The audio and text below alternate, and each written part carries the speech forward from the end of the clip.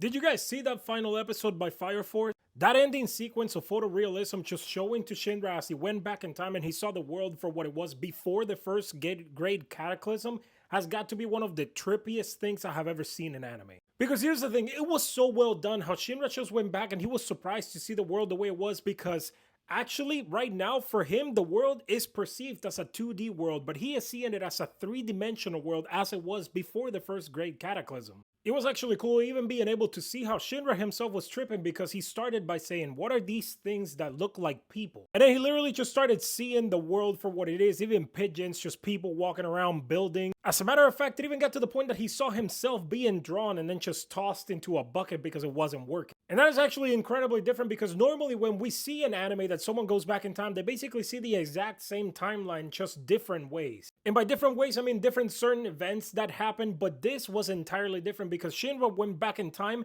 and he noticed that before the cataclysm, the world was 3-dimensional. Everything was entirely different. People had phones, cars, Tokyo was with all of the signs and all. But then now his world being 2-dimensional and then he's seeing everything differently is making even him almost go insane that he has to hold on to his own sanity. That was so incredibly well done. Even for someone that has actually read the manga and knew what was gonna happen, they outdid themselves with this. But I definitely want to know, what did you guys think of this entire sequence of Shinra going back in time and seeing photorealism of Japan?